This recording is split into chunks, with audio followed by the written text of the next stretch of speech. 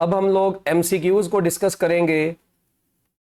MCQs में एक तरीके से हम एमसीक्यूज को लेकर चलते हैं, बहुत इंटरेस्टिंग एमसीक्यूज हैं और पास्ट पेपर्स के एमडी कैट के एमसीक्यूज भी सारे अब हम डिस्कस करेंगे। मैं पूरी स्टेटमेंट नहीं लिखूंगा, हाँ अगर आप लोगों को लिखने का दिल करे तो आप बिल्कुल लिख सकते हैं पूरी स्टेटमेंट। मैं बस आपको मेन मतलब हेडिंग्स दूंगा, क्वेश्चन में पूरा बोलूंगा और आगे चलूंगा बस, ताकि हम जल्द से जल्द इन क्वेश्चंस को सॉल्व कर सकें। हाँ, हर क्वेश्चन में आप वीडियो को स्टॉप करके खुद से एमसीक्यूज की प्रैक्टिस करके फिर उसके बाद उसका सोल्यूशन देखेंगे तो वो ज्यादा अच्छी बात होगी। हम स्टार्ट करते हैं अपना पहला एमसीक्यू। आपसे एमसीक्यू सिंपल से मैं पूछता हूं जी, angular frequency of second pendulum. अगर क्या पूछता हूं, angular frequency of second pendulum क्या होती है। अब सेकंड पेंडुलम की एंगुलर फ्रीक्वेंसी को आप लोगों से ये मैंने पूछ लिया है। अब इसका ऑप्शन है 2 पाई रेवोल्यूशन पर सेकेंड, 2 पाई हर्ट्ज, पाई रेडियन पर सेकेंड। वीडियो को बैक करके खुद भी सुन लिया करें अगर आपने लिखने हैं। हाँ, अगर आप वैसे डायरेक्ट सॉल्व करना चाह रहे हैं वो भी आपकी मर्जी है। तो देखें, अभी इस एमसीक्यू में हमने निकालनी है एंगुलर फ्रीक्वेंसी। एंगुलर फ्रीक्वेंसी का फॉर्मूला होता है 2 पाई ओवर टी, जबकि सेकंड पेंडुलम का टाइम पीरियड बच्चों कितना होता है 2 सेकंड, तो ये से कट जाएगा तो हमारे पास पाई बचेगा। और एंगुलर वेलोसिटी के जो एंगुलर फ्रीक्वेंसी का जो यूनिट होता है वो एंगुलर वेलोसिटी वाला ही होता है और वो होता है रेडियन पर सेकंड। तो हमारे पास जो आंसर है वो पाई रेडियन पर सेकंड आ गया। कितना आ गया? पाई रेडियन पर सेकंड। इसी तरह बच्चों हमारे पास जो एक और नेक्स्ट एमसीक्यू है, अगर मैं आपसे ये पूछता हूं कि 3/4 वाइब्रेशन के दौरान, 3/4 वाइब्रेशन के दौरान टाइम पीरियड कितना होता है, या time taken to complete 3/4 vibration, time taken to complete, time taken by the vibrating body to complete. अब जिस बच्चे ने लेक्चर लिए हुए हैं ना ऊपर से सारे, वो समझ जाएगा इन सारी चीजों को। Time taken by the vibrating body to complete 3/4 vibration, ठीक है जी, वो कितना होता है। ले जी, अब एक तो मैं आप लोगों को बड़ी एक जनरल सी बात बताता हूं। देखें, हम ये पढ़ते हैं कि एक वाइब्रेशन का, इसके अब मैं सोल्यूशन में आपको क्या बताने लगा हूं, ये जरा बातें सुन लीजिएगा। जब एक वाइब्रेशन होती है, वन वाइब्रेशन के टाइम को हम क्या बोलते हैं? टाइम पीरियड बोलते हैं। यानी वन वाइब्रेशन का जो टाइम होता है वो टी होता है। अच्छा, अगर मैं आपसे कहता हूं बच्चों हाफ वाइब्रेशन का कितना होगा, तो अगर मैं हाफ वाइब्रेशन की बात करता हूं तो हाफ वाइब्रेशन के केस में जाहिर बात है टोटल टाइम का हाफ हो जाएगा, T/2 टाइम होता है। अच्छा, अगर मैं आपको कहता हूं भाई हाफ वाइब्रेशन भी नहीं बल्कि 1/4 वाइब्रेशन, कितनी? 1/4 वाइब्रेशन। अब 1/4 वाइब्रेशन के दौरान टाइम पीरियड कितना होता है? तो देखिए 1/4 वाइब्रेशन जो होती है वो टाइम पीरियड का चौथा हिस्सा होती है, तो हम उसको T/4 बोलते हैं। कितना बोलते हैं? T/4 बोलते हैं।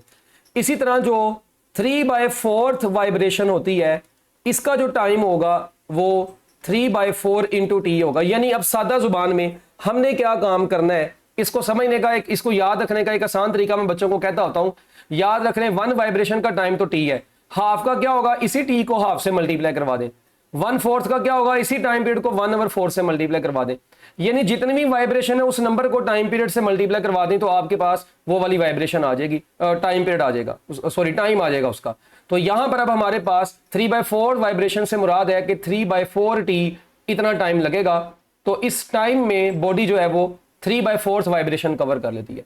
वैसे भी अगर आप गौर से देखें, ये देखें, अगर मैं यहां पर आपके सामने एक वेव बनाता हूं, अगर आप इस वेव पे भी गौर से देखें तो ये देखें यहां तक है एक वाइब्रेशन पूरी, ये यहां तक है वन वाइब्रेशन पूरी, ये टाइम है टी। अच्छा, यहां तक है हाफ वाइब्रेशन, तो यहां तक का टाइम कितना होगा? T/2। यहां तक क्या है? यहां तक एक वाइब्रेशन का चौथा हिस्सा है T/4। यानी अगर मैं इसको डिवाइड कर लूं तो एक वाइब्रेशन को मैं 4 हिस्सों में डिवाइड कर सकता हूं, 4 टाइम इंटरवल्स में डिवाइड कर सकता हूं। तो देखें यहां तक का अब टाइम कितना है भला? यहां तक का टाइम है T/4। अच्छा, फिर यहां से आगे यहां तक का भी टाइम कितना है? T/4। अलग-अलग हर एक का टाइम तो T/4 होगा, यहां तक का भी T/4। तो अगर मैं यहां से इस तक का पूछता हूं तो ये टोटल T/4 जो है वो 3 मरतबा हम ऐड करेंगे तो ये 3T/4 आएगा। तो इसको हम बोलते हैं 3/4 वाइब्रेशन, इसको बोलते हैं वन वाइब्रेशन, इसको बोलते हैं हाफ वाइब्रेशन, इसको बोलते हैं क्वार्टर वाइब्रेशन। ये 1/4 वाइब्रेशन को हम क्वार्टर वाइब्रेशन भी बोलते हैं। क्या बोलते हैं? Quarter vibration. तो आपने अब ये बातें आपने याद रखनी है। इस टाइप का भी एमसीक्यू आपसे पूछा जा सकता है पेपर में। ये बच्चों अब देखें अब कितने कितने एमसीक्यूज हैं, ये एमसीक्यूज ही एमसीक्यूज हैं जो हमने डिस्कस करने हैं इंशाल्लाह। बहुत मजा आने वाला है, बहुत इंटरेस्टिंग एमसीक्यूज हैं। हमेशा जब भी आप एमसीक्यू की स्टेटमेंट को पढ़ें, मैं आपको एक टिप बताता हूं, tip to solve the MCQs, tip to solve MCQs. आप कभी भी एमसीक्यूज में मार नहीं खाएंगे अगर आपको ये टिप्स पता हो। हमारे 90% बच्चे एमडी कैट में यही गलती करते हैं कि ये एमसीक्यूज को अच्छे तरीके से समझते नहीं है, बस फौरी तौर पे कहते हैं बस हम कर लें। आप जब भी एमसीक्यूज को सॉल्व कर रहे हो, सबसे पहले आप ये जज करें कि वो एमसीक्यू किस टॉपिक का है। ठीक है जी, एमसीक्यू जो आप कर रहे हैं सिलेक्ट किया गया है ये फ्रॉम विच टॉपिक। सबसे पहले आपको यह पता होना चाहिए कि आपका एमसीक्यू किस टॉपिक से सिलेक्ट किया गया। जब आपको यह पता चल जाता है ना, फिर उसके बाद आपको क्या होना चाहिए, you remember the formulas of that topic. अब आपके दिमाग में सिर्फ उस टॉपिक के फार्मूलाज आते हैं, अब आपके दिमाग में सिर्फ उस टॉपिक के फार्मूलाज आएंगे, इधर उधर के फार्मूलाज नहीं आएंगे। उन फार्मूलाज में से देखें कि गिवन डाटा, जो आपको डाटा दिया गया है, वो गिवन डाटा क्या काम कर रहा है, वो गिवन डाटा अप्लाई हो रहा है ऑन विच फार्मूला। उस गिवन फार्मूले को, उस गिवन डाटा को आप अपने फार्मूले के ऊपर अप्लाई करें, उसके बाद आप उसको सॉल्व करें और आपका आंसर 100% आप कर सकते हैं। तो अब आपका आंसर जो है वो 100% सही आएगा अगर आप इन चीजों के मुताबिक एमसीक्यूज को सॉल्व करें।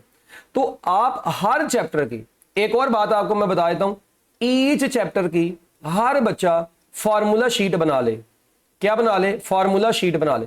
वैसे तो मैं आपको एमडी कैट की सीरीज के बाद इंशाल्लाह हर चैप्टर की फार्मूला शीट भी बताऊंगा, जिसमें हम न्यूमेरिकल्स के अंदर हर चैप्टर के फार्मूलाज कौन कौन से इस्तेमाल करते हैं, वो हम हर चैप्टर की 15-15, 20-20 मिनट की इंशाल्लाह वीडियो बनाएंगे।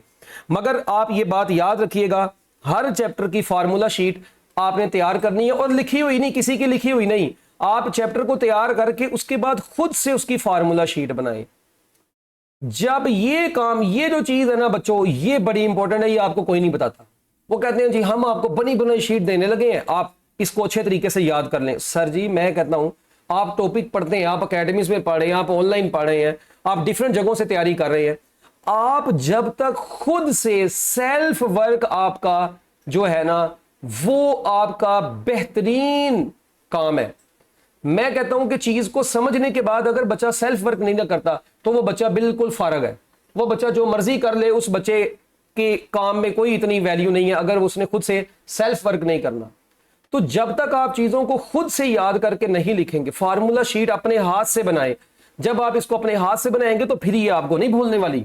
लो बच्चों, हम तीसरे एमसीक्यू की तरफ चलने थे, मगर चलो कोई नहीं, ये बातें भी, मोटिवेशन भी जरूरी होती है। वैसे तो किसी भी इंसान के अंदर मोटिवेशन का असर कुछ टाइम के लिए रहता है, वक्ती तौर पे कहते हैं वाह भी वाह मैं बड़ा मोटिवेटेड हो गया, उसके बाद आहिस्ता आहिस्ता खुद ही डीमोटिवेट होते जाते हैं। फिर 3-4 दिन बाद इनको ख्याल आता है कि नहीं यार हमको ये कहता मोटिवेशनल लेक्चर सुन ले। Self motivation is the best tool. ठीक है जी, सेल्फ मोटिवेशन जो है ये आपका बेस्ट टूल होता है अपने आप को मेंटेन रखने का। जब तक आप अपने आप को सेल्फ मोटिवेट नहीं करते, लोगों की मोटिवेशन आपके काम नहीं आती। मैं ये बात हमेशा अपनी रेगुलर क्लासेस में बच्चों को लाइव भी कहता हूं, ठीक है, और ये ऑनलाइन क्लासेस के अंदर भी हर बात, यही बात मैं आप लोगों को समझाता हूं। तो मेरी इन बातों के ऊपर अमल करें, लाजमी इंशाल्लाह आप जिंदगी में जरूर कामयाब होंगे। लें जी, अब हम चलते हैं एक और एमसीक्यू की तरफ। अगर मैं आप लोगों से एमसीक्यू सिंपल से ये पूछता हूं कि भाई अगर एक बॉडी है, ठीक है जी, जरा गौर से सुनिएगा, if theta is equal to π/6 radian, अगर थीटा की वैल्यू π/6 रेडियन हो, then displacement of the vibrating body, then displacement of the body executing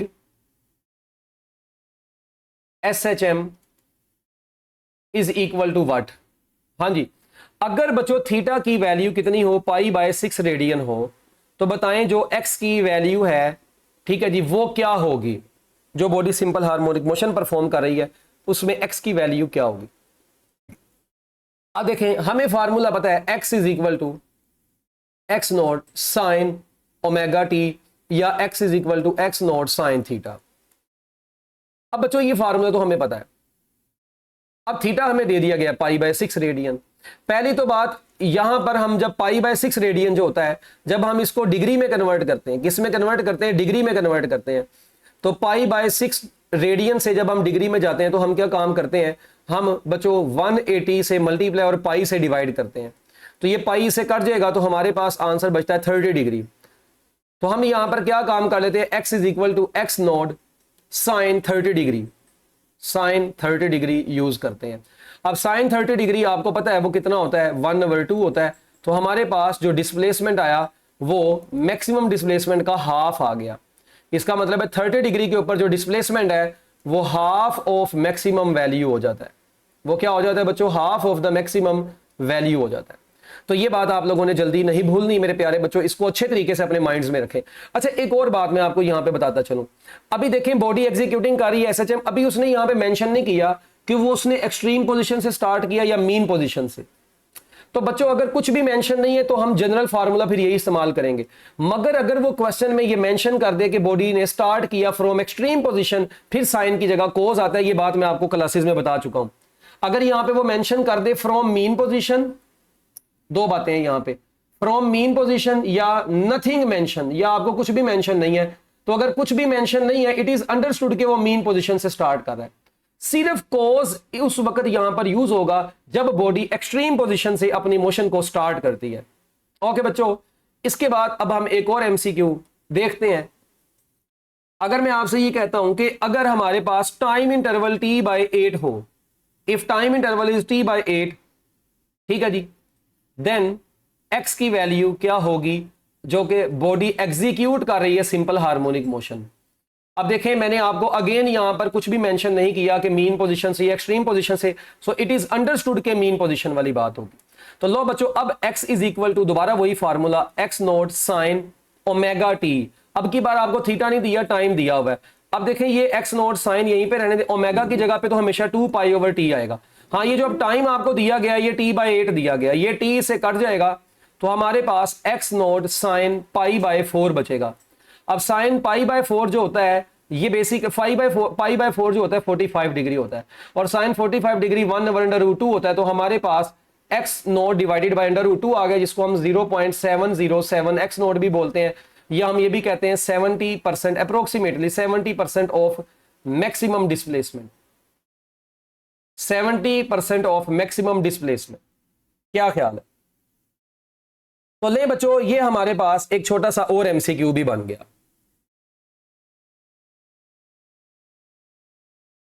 इसके बाद नेक्स्ट 5वें नंबर पे एमसीक्यू सुने, बहुत इंटरेस्टिंग है। कहता है टाइम टेकन, क्या करना है आपने, time taken by the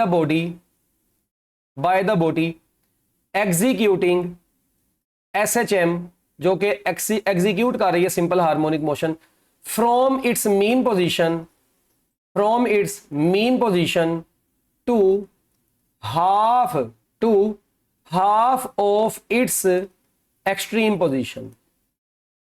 time taken by the body executing simple harmonic motion from its mean position to half of its extreme position. लें जी, अब की बार हमने क्या काम करना है, जरा गौर से सुनिएगा, half of the extreme position तक। अब बड़ा ये time taken by the vibrating body to complete to executing SHM from its mean position to half, यानी कि अगर कोई बॉडी मीन पोजीशन से चलना शुरू करे और वो half of the extreme position तक जाए तो उसको जाने में कितना टाइम लगेगा। अब आपने टाइम निकालना है। पहली तो बात यहां पे डेटा से हमें यह पता चल रहा है, अब दी गई स्टेटमेंट से यह पता चल रहा है कि बॉडी ने जो यानी कि डिस्प्लेसमेंट कवर करना है वो एक्सट्रीम पोजीशन का हाफ कवर करना है, यानी कि उसका जो डिस्प्लेसमेंट है वो x नॉट बाय 2 होना चाहिए। और इस इंटरवल अगर x is equal to x naught हो तो कितना टाइम लगेगा। अब बेसिकली क्वेश्चन ये था कि x is equal to x naught हो जाए तो टाइम कितना लगेगा। यानी हमने दिए गए स्टेटमेंट में से, अब देखें उसने तो अंग्रेजी में स्टेटमेंट लिखी हुई थी ना, उसने ये थोड़ी लिखा था कि x is equal to x naught, ऐसा भी लिख सकता था वो, मगर उसने अंग्रेजी में लिख दिया आपको। अब अंग्रेजी से समझ नहीं तो बात थी, अब अंग्रेजी, जिस बच्चे को अंग्रेजी समझ आती है थोड़ी बहुत, वो तो एमसीक्यूज का पावा है। अच्छा, अब बच्चों हम लोगों ने क्या काम करना है, अब देखें ये हमें दे दिया है, हम यहां पर चुप करके इसी दिए गए डेटा के अंदर अब वैल्यू पुट करते हैं। देखें क्या वैल्यू है, x is equal to x naught दिया हुआ है, मैं इस x की जगह पे x not sign omega T put कर देता हूं, इज इक्वल टू x नॉट/2 आ गया।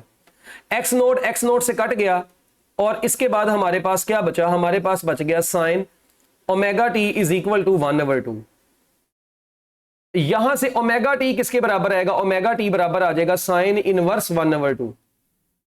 साइन इनवर्स 1/2 किसके बराबर आएगा बच्चों, साइन इनवर्स 1/2 जो होता है ये 30 डिग्री के बराबर होता है। 30 डिग्री बोले तो π/6, 30 डिग्री बोले तो π/6 के बराबर है। क्या ख्याल है। अब ओमेगा की जगह पर अगर मैं पुट कर दूं 2π/t और यहां पर ये t अपनी जगह पर और ये π/6 अपनी जगह पर, तो देखिए पाई से कट गया तो हमारे पास क्या बचा, हमारे पास बच गया 2t/T इज इक्वल टू 1/6। क्या ख्याल है। तो अब हम क्रॉस मल्टीप्लीकेशन कर देते हैं जिसको ज़रब चिल्ले पाई भी बोलते हैं, तो 12t is equal to time period आ गया। तो यहां से जो t है वो बराबर आ गया t time period divided by 12, इसके बराबर आ गया। यानी टोटल टाइम का 12वां हिस्सा जब लगेगा तो वो half of the extreme position तक जाएगा। पता नहीं half of the extreme position तक बच्चे पता नहीं क्या समझते हैं कि पता नहीं टाइम जो होगा वो हाफ हो जाएगा, ऐसा नहीं होता। ठीक है। अब एक और एमसीक्यू इसी टाइप का आपसे पूछते हैं, मगर अब स्टेटमेंट में हम थोड़ी सी तब्दीली करते हैं। देखें इस बार हमारी स्टेटमेंट बच्चों कुछ यूं है, मैं कहता हूं जी time taken by the body, time taken by the body executing SHM, time taken by the body executing SHM from its extreme position, to midway to a point midway between mean position and extreme position. ले जी अब की बार time बताना है। अब देखें अब ये वाला जो एमसीक्यू है, अब इसमें सबसे इंपॉर्टेंट चीज पहले नंबर पे वो ये है कि बॉडी ने अपनी मोशन को स्टार्ट किया है एक्सट्रीम पोजीशन से। अच्छा ये एक तो चीज आपने नोट कर लेनी है। डाटा हमें क्या दिया गया है, डाटा अब हमें ये दिया गया है कि बेसिकली हमने अभी भी डिस्प्लेसमेंट जो है वो x0/2 ही आपको दिया गया है और आपने भी टी ही निकालना है। मगर अब की बार बॉडी ने अपनी मोशन को स्टार्ट किया एक्सट्रीम पोजीशन से, तो जब बॉडी अपनी मोशन को एक्सट्रीम पोजीशन से स्टार्ट करती है तो हम x is equal to x0 cos omega t करते हैं। ठीक है, ये वाला फार्मूला इस्तेमाल करते हैं। अच्छा अब मैं आपको एक और बात बता दूं, अब देखें x इज एक ऊपर वाला मैंने इस तरीके से किया, नीचे वाला मैं दूसरे तरीके से कर देता हूं ताकि दोनों तरीके आपके दिमाग में हो। अब एक तरीका ये भी है कि आप ये इक्वेशन जनरल लिख लें, उस इक्वेशन में x की वैल्यू पुट कर दें, बात खत्म। x कितना आपको दिया गया x0/2, ये लें x0/2 is equal to x0 cos omega t. हालांकि ऊपर वाला ही बन जाएगा, अभी x0 से कट जाएगा तो हमारे पास क्या बच गया, हमारे पास बच गया cos omega t is equal to 1/2। अच्छा मैं ऐसे भी तो लिख सकता हूं omega t is equal to cos inverse 1/2। अब cos इनवर्स 1/2 कितना होता है, omega t is equal to cos inverse 1/2 जो होता है बेसिकली 60 डिग्री होता है। कितना होता है 60 डिग्री। 60 डिग्री जो होता है वो π/3 रेडियन के बराबर होता है। अब ओमेगा 2π/T है, ये t है, इज इक्वल टू π/3 आ गया। यहां से पाई से कट गया, 3 उधर चला गया, तो हमारे पास बच्चों जो टाइम आएगा वो टोटल टाइम का 6th पार्ट आ जाएगा। तो देखिए ये आंसर आ जाएगा t/6। तो अब इस एमसीक्यू का आंसर t/6 आया, जबकि ऊपर वाले एमसीक्यू का आंसर कितना था t/12। तो बॉडी जब अपनी मोशन से एक्सट्रीम मीन से स्टार्ट करती है तब t/12 है, एक्सट्रीम से स्टार्ट करे तो t/6 है। तो ये बात अब आप लोगों ने नहीं बोलनी पुत्र, ये बड़ी इंपॉर्टेंट बात है, ये मैं आपको बार बार बता रहा हूं। अच्छा फिर इसके बाद बच्चों एक और नेक्स्ट टाइप का एमसीक्यू यहां से क्या बन सकता है। अब कुछ एमसीक्यूज आते हैं जो कंपैरिजन, आपसे कंपैरिजन टाइप एमसीक्यूज पूछे जा सकते हैं। मतलब कंपैरिजन टाइप से क्या मुराद, देखें अगर मैं आपको कहता हूं कंपैरिजन टाइप से क्या मुराद होगा, पहले तो हमें जनरल इक्वेशन पता होनी चाहिए ना। जब बॉडी अपनी मोशन को स्टार्ट करती है मीन पोजीशन से, x is equal to x0 sine omega t plus phi, ये इक्वेशन हमें पता होनी चाहिए पहले तो। इस इक्वेशन में x क्या है, इस x को बोलते हैं इंस्टेंटेनियस डिस्प्लेसमेंट। इस x0 को क्या बोलते हैं, एम्पलीट्यूड बोलते हैं। ये ओमेगा जो होता है एंगुलर फ्रीक्वेंसी, ये टाइम उस इंस्टेंट का टाइम होता है, और ये फाई इनिशियल फेज होता है। ये बच्चों फाई क्या होता है, इनिशियल फेज होता है। ओमेगा क्या है मैंने आपको बता दिया है, ये एंगुलर फ्रीक्वेंसी है। एमसीक्यू ये है, देखें अगर मैं आपसे कहता हूं कि हमारे पास एक बॉडी है, वो वाइब्रेट कर रही है, और उस वाइब्रेटिंग बॉडी का जो डिस्प्लेसमेंट की इक्वेशन है वो आपको दे दी गई है, x is equal to 7 sine 0.5 pi t. ये आपको एक इक्वेशन दे दी गई है, और इस इक्वेशन के देने के बाद वो कहता है कि अगर बॉडी का डिस्प्लेसमेंट एम्पलीट्यूड के बराबर हो जाए तो बताएं उस वक्त इसको कितना टाइम लगेगा, यानी कितना टाइम लगेगा बॉडी को जो वाइब्रेट कर रही है कि उसका जो डिस्प्लेसमेंट है वो एम्पलीट्यूड के बराबर होने में कितना टाइम लगेगा। अब आपको ये टी मालूम करना है। Equation x is equal to 7 sine 0.5 pi t आपके सामने है। अगर बच्चों अब ये वाला एमसीक्यू है, अब इस एमसीक्यू को आपने सोल्व करना है। सबसे पहले देखें उसने x is equal to x naught बोल दिया है, और x नोट हमें ये देखें, अगर मैं इसको कंपेयर करूं इस इक्वेशन से, x is equal to x naught sine omega t plus phi. देखें जब मैं इसको कंपेयर करता हूं तो कंपैरिजन में एक चीज तो मुझे साफ पता चल रही है। क्या क्या पता चल रहा है, पहले तो ये देख लें। कंपैरिजन में मुझे साफ पता चल रहा है कि एक्स नोट की जो वैल्यू है वो कितनी है, 7 है। कंपैरिजन में एक बात पता चल गई कि एक्स नोट की वैल्यू 7 है, और यूनिट अगर मीटर है तो मीटर आ जाएगा। अच्छा, फिर उसके बाद फाई हमें साफ पता चल रहा है, यहां पे ओमेगा टी आगे 0, कुछ भी नहीं लिखा, तो इनिशियल फेज इज 0। उसके बाद अगर ओमेगा टी को कंपेयर करें इससे तो देखिए यहां पे टी के साथ 0.5 पाई है, यहां पे टी के साथ ओमेगा है, तो ओमेगा इज इक्वल टू 0.5 पाई आ गया। अब ओमेगा किसके बराबर होता है, यहां से हम यहां पे ये भी कह सकते हैं। अच्छा, अगर ये ओमेगा आ गया, अगर मैं कहता हूं भाई मैंने फ्रीक्वेंसी निकालनी है, तो बच्चों आपको पता है omega is equal to 2 pi f होता है, तो एफ किसके बराबर होगा, ओमेगा ओवर 2 पाई। तो आप ओमेगा की वैल्यू पुट कर दें, वो 0.5 पाई डिवाइडेड बाय 2 पाई, तो ये पाई पाई से कट गया। 0.5 को हम बोलते हैं 1/2, तो हमारे पास फ्रीक्वेंसी बन जाएगी 1/4 हर्ट्ज। अगर मैं इसी का टाइम पीरियड पूछ लूंगा तो वो उसका रेसिप्रोकल कर देंगे तो वो 4 सेकंड बन जाएगा। यानी कि आपको ये वाली इक्वेशन उसने दे के ये चीजें पूछ सकता था, और आपने ये निकालनी है। एम्पलीट्यूड इतना है, फेज इतना है, एंगुलर फ्रीक्वेंसी इतनी है, लीनियर फ्रीक्वेंसी इतनी है, टाइम पीरियड इतना है। अच्छा, फिर यहां पे वो आपसे ये भी पूछ सकता है मैक्सिमम वेलोसिटी कितनी होगी। फिर आपसे वो क्या पूछ सकता था, मैक्सिमम वेलोसिटी। तो इस केस में अगर मैं मैक्सिमम वेलोसिटी निकालना चाहूं तो उसका फार्मूला होता है एक्स नोट ओमेगा। अब एक्स नोट की वैल्यू 7 है, ओमेगा की वैल्यू हमने कितने निकाली है, वो हमने निकाली है 0.5 पाई, तो ये बन जाएगा 7 पाई बाय 2 मीटर पर सेकेंड। तो 7 पाई बाय 2 मीटर पर सेकेंड इसकी मैक्सिमम वेलोसिटी है। अगर वो आपसे इसी में, अभी देखिए टी जो उसने पूछा हुआ वो हम निकालते हैं। मैं आपको बता रहा हूं कि मतलब इस टाइप के एमसीक्यू में से आपसे कुछ भी ये पूछ सकता है।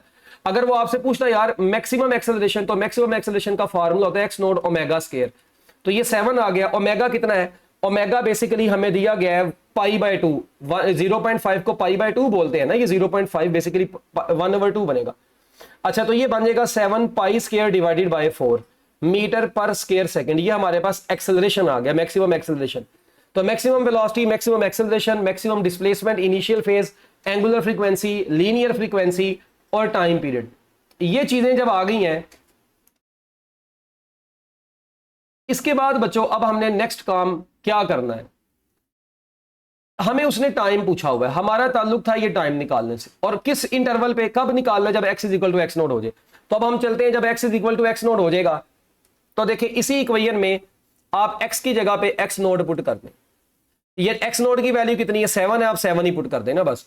तो 7 is equal to 7 sine 0.5 pi into t. ये 7 7 से कटा, 1 is equal to sine 0.5 pi t आ गया।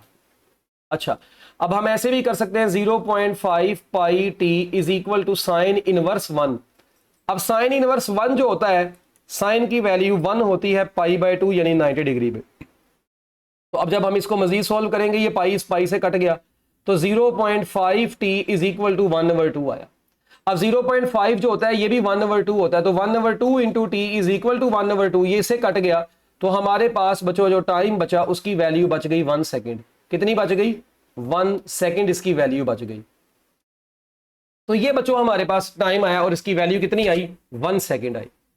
कितनी आई, 1 सेकेंड इसकी वैल्यू आ गई। इसका मतलब है 1 सेकेंड के अंदर उसका जो डिस्प्लेसमेंट है वो इस 7 यानी एक्स नोट के बराबर हो जाएगा। तो अब आप देखें इस कंपैरिजन टाइप एमसीक्यू के अंदर से बहुत सारे क्वेश्चंस बन सकते हैं। अब एक मरतबा एंट्री टेस्ट में इसी से रिलेटेड मैंने एक और एमसीक्यू देखा उस एमसीक्यू में उसने लिखा हुआ था अगर x is equal to cos omega t हो, ठीक है। अब देखिए इसका मतलब है एक तो बात ये कि ये डिस्प्लेसमेंट की इक्वेशन है मगर बॉडी ने अपनी मोशन एक्सट्रीम पोजीशन से स्टार्ट की हुई है, तो हमें इससे कोई लेना देना नहीं है। उसने ये पूछा हुआ था अगर ऐसा हो कि एक बॉडी का डिस्प्लेसमेंट इसके बराबर हो then frequency of vibration of the body क्या होगी। तो फ्रीक्वेंसी ऑफ वाइब्रेशन बताएं। इसको आप वीडियो को स्टॉप करके पहले खुद से कैलकुलेट करने की कोशिश करें, नहीं अगर कैलकुलेट हुआ तो अभी तो देख लें। x इज इक्वल टू या हो गया तो इसको कंपेयर कर लें। इक्वेशन होती है कोस x naught cos omega T, ऐसा ही है। अच्छा सॉरी इस एक मिनट, इसमें यहां पे सिर्फ कोस टी लिखा हुआ था। क्या लिखा हुआ था? कोस टी लिखा हुआ था, सॉरी। अब हमारे पास general equation x is equal to x naught cos omega t होती है, वो फाई जीरो होगा ना, इनिशियल फेज जीरो है। अच्छा अगर मैं अब इसको कंपेयर करूं तो मुझे साफ नजर आ रहा है यहां पे कोस के साथ 1 है तो एम्पलीट्यूड तो हो गया 1। एक तो बात पता चल गई, एम्पलीट्यूड हो गया 1 और यूनिट उसका मीटर लगा देते हैं। अब ओमेगा टी और यहां पे सिर्फ टी है, इसका मतलब ओमेगा की वैल्यू कितनी आ रही है 1। अब ओमेगा कितना होता है 2 pi f, 2 pi f is equal to 1। तो यहां से हमें पता चला एफ की वैल्यू कितनी आ गई 1/2 पाई, और जो फ्रीक्वेंसी का यूनिट होता है ये क्या होता है? हर्ट्ज होता है। तो 1/2 पाई हर्ट्ज।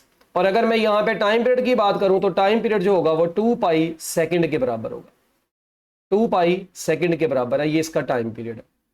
तो लो बच्चों ये तरीका था हमारे पास और हम इस तरीके से इन चीजों को क्या कर सकते हैं, बड़ी आसानी से सॉल्व कर सकते हैं। अब ये कंपैरिजन टाइप क्वेश्चंस के बाद हमारे पास वेलोसिटी का हमने रिलेशन पढ़ा था ना। अब चले मैं आपको एक क्वेश्चन बताता हूं, जरा सुनिएगा। ऊपर हमने अभी तक कितने टाइप के क्वेश्चन पढ़ लिए? 6 टाइप के। अब जरा हम 7th टाइप का क्वेश्चन देखते हैं। एक और क्वेश्चन क्या है, अगर मैं आपसे कहता हूं कि एक बॉडी का फेज एंगल 30 डिग्री है, कितना है? 30 डिग्री है, तो बताएं 30 डिग्री के ऊपर जो बॉडी वाइब्रेट कर रही है उसकी वेलोसिटी कितनी हो। यानी आपको जस्ट वाइब्रेटिंग बॉडी का जिस तरह थीटा देके आपको डिस्प्लेसमेंट पूछा था वैसे थीटा देके अब वेलोसिटी पूछ ली है। ऐसे क्वेश्चन को सोल्व करने के लिए हमें फार्मूला पता है v is equal to v naught cos omega t या v is equal to v naught cos theta होता है। तो जस्ट अब वैल्यू पुट करते हैं v नोट कोस 30 डिग्री, कोस 30 डिग्री कितना होता है? √3/2। तो हमारे पास √3/2 ऑफ मैक्सिमम वेलोसिटी जिसको हम 0.866 v नोट भी बोलते हैं या 86.6% ऑफ मैक्सिमम वेलोसिटी भी बोलते हैं। तो ये हमारे पास इसका जनरल आंसर आ गया।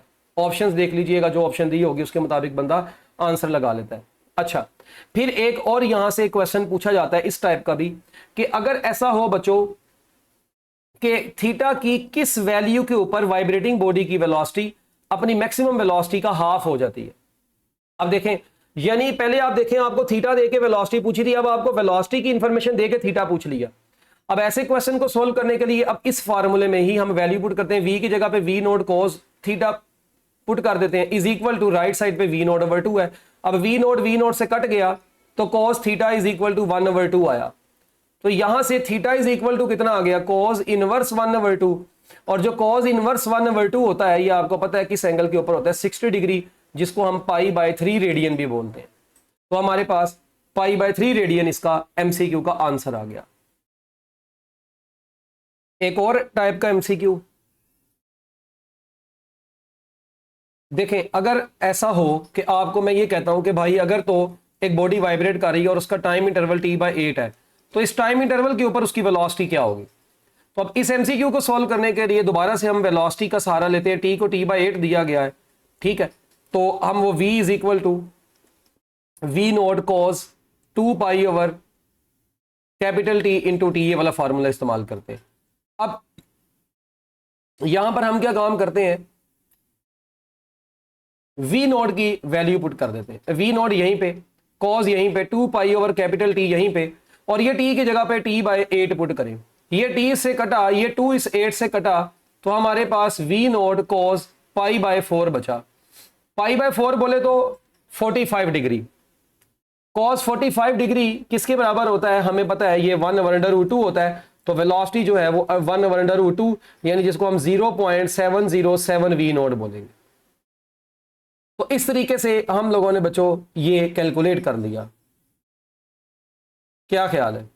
तो ये कोई मुश्किल तरीका तो नहीं था ना। तो अब आप देखें, थीटा दिया हो वेलोसिटी निकालनी, टाइम इंटरवल दिया हो वेलोसिटी निकालनी है, वेलोसिटी दी हो थीटा निकालना है। तो ये इस टाइप के एमसीक्यू जिसे हमने डिस्प्लेसमेंट में किए थे वैसे ही हमने वेलोसिटी में भी करनी है। अच्छा, इसके बाद एक बड़ा ही इंपॉर्टेंट क्वेश्चन आपसे पूछता हूं, क्वेश्चन बड़े गौर से सुनिएगा। If a body is executing SHM, एक बॉडी क्या कर रही है, एग्जीक्यूट कर रही है, executing SHM. A body is executing simple harmonic motion, ठीक है जी। बताएं किस डिस्प्लेसमेंट के ऊपर, eight what displacement velocity is half of its maximum value. Velocity जो है वो हाफ हो जाएगी मैक्सिमम वैल्यू की, वो एंगल कितना होगा, sorry, eight what displacement velocity is half of its maximum velocity. हाँ जी, वेलोसिटी अपनी मैक्सिमम वेलोसिटी का हाफ हो जाए तो बताएं डिस्प्लेसमेंट की वैल्यू क्या होगी। अब आप देखें, उसने आपको वेलोसिटी की इंफॉर्मेशन दे के डिस्प्लेसमेंट पूछ लिया है। क्या आपने वेलोसिटी का, अब देखें ये बात है यहां पे बड़ी टेक्निकल। देखें आगे ऊपर वाले फार्मूलाज में वी दिया हुआ था, आपने फौरी formula v is equal to v naught cos omega t लगाया, सोल्व किया। अब की बार आप देखें यहां पर क्वेश्चन में दो चीजें हैं, एक तो डिस्प्लेसमेंट है और दूसरी वेलोसिटी। बच्चों बताएं सिंपल हार्मोनिक मोशन में कोई ऐसा रिलेशन पढ़ा है आपने जहां पे डिस्प्लेसमेंट और वेलोसिटी दोनों इकट्ठे आ रहे हो? यस, वो फार्मूला था v is equal to omega under root x naught का स्क्वायर माइनस एक्स का स्क्वायर। अब ये फार्मूला आपके जहन में आना बड़ा जरूरी था। कई बच्चे तो माशाल्लाह दिन रात फार्मूले सोच रहे थे पेपर में बैठे कि यार फार्मूला यहां पे कौन सा लगेगा। तो ये फार्मूला आप देखें, अब उसने बोल दिया v जो है, अब उसने क्वेश्चन में आपको बोल दिया v जो है वो v नोट ओवर 2 हो गया है। ये नहीं, हम इस v की जगह पे v नोट ओवर 2 पुट कर देते हैं, ओमेगा अपनी जगह पे अंडर रूट एक्स नोट का स्क्वायर माइनस एक्स का स्क्वायर अपनी जगह पे। अब v नोट आपको अगर याद हो, इसको हम x नोट ओमेगा भी बोलते थे। अब v नोट किसके बराबर होता है, x नोट ओमेगा के बराबर होता है। ये ओमेगा अपनी जगह पे, अंडर रूट यहां पे एक्स नोट का स्क्वायर माइनस एक्स का स्क्वायर। अब यहां पर क्या होगा बच्चों, ओमेगा इस ओमेगा से कट गया तो हमारे पास क्या बच गया, हमारे पास x naught over 2 is equal to under root x naught का स्क्वायर माइनस एक्स का स्क्वायर बच गया। अगर मैं अब क्या काम करता हूं बच्चों, दोनों साइड पर स्क्वायर ले लेता हूं, तो एक्स नोट का स्क्वायर डिवाइडेड बाय 4 किसके बराबर आ गया, x naught square minus x का स्क्वायर, ये आ गया। अच्छा, अब मैं एक काम करता हूं, इस x को उधर ले जाता हूं और वो x नोट स्क्वायर 4 को इधर ले आता हूं। तो बेसिकली यहां से हमारे पास ये फार्मूला ये बन जाएगा, x square is equal to x naught का स्क्वायर माइनस एक्स नोट का स्क्वायर माइनस एक्स नोट का स्क्वायर डिवाइडेड बाय 4। तो यहां से x square is equal to x naught square 1 minus 1 over 4। ये एक्स नोट का स्क्वायर यहीं पे रहा, 1 माइनस 1 ओवर 4 जो है वो 3/4 बनता है। तो यहां से जब हम दोनों साइडों पे अंडर रूट दे लेंगे तो हमारे पास under root 3 x naught divided by 2 बचेगा। तो इसका मतलब है जो डिस्प्लेसमेंट है, जब ये displacement under root 3/2 of maximum displacement होता है तो उस वक्त जो वेलोसिटी है वो हाफ हो गई होती है। उस वक्त वेलोसिटी क्या हो गई होती है, हाफ। तो हमारे पास ये under root 3/2 x naught answer बनेगा। तो अब आप देख लें कि ये कितनी जो है ना इंटरेस्टिंग चीज थी, क्या ख्याल है?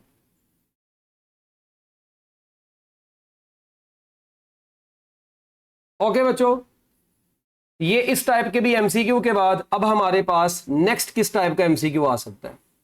अब हम एक्सेलरेशन के बारे देखें, हमने पहले डिस्प्लेसमेंट के एमसीक्यूज किए, फिर वेलोसिटी के। अब हम थोड़ी सी बात करते हैं एक्सेलरेशन के बारे में। किसके बारे में? एक्सेलरेशन के भी कुछ फार्मूलाज जो पढ़े हैं आपने, ये 11वें नंबर वाला 11वें टाइप का एमसीक्यू हम करने लगे हैं।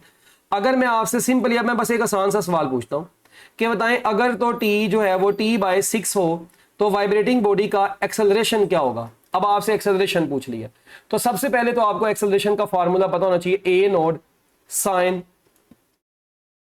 2 pi over capital T into t. अब देखें यही फार्मूला, इस तरह थीटा आपको दिया होता, अब आप एक्सेलरेशन निकाल सकते थे।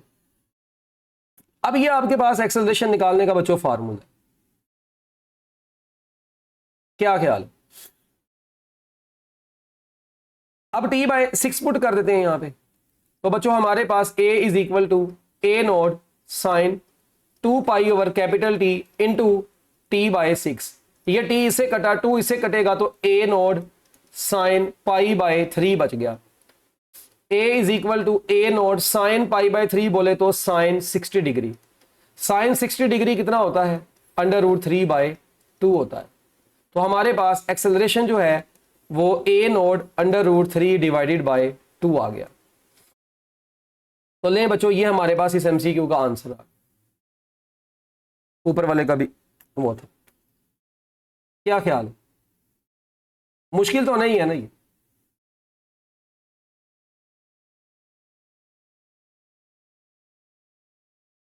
अब हम एक 12वें टाइप का MCQ देखते हैं। अब हमने वेलोसिटी, डिस्प्लेसमेंट, एक्सेलरेशन की बात की। अब हम जरा एनर्जीज की तरफ चलते हैं। अगर मैं आपसे पूछूं एट व्हाट डिस्प्लेसमेंट, किस डिस्प्लेसमेंट के ऊपर potential energy of the vibrating body becomes equal to kinetic energy of the vibrating body, किस डिस्प्लेसमेंट के ऊपर बॉडी की पोटेंशियल एनर्जी, काइनेटिक एनर्जी आपस में इक्वल हो जाते हैं इन सिंपल हार्मोनिक मोशन। तो बच्चों हम क्या काम करेंगे, अगर potential energy is equal to kinetic energy है, पोटेंशियल एनर्जी का फार्मूला क्या होता है 1/2 काइनेटिक एनर्जी का फार्मूला क्या होता है 1/2 x नोड का स्केयर माइनस x का स्केयर।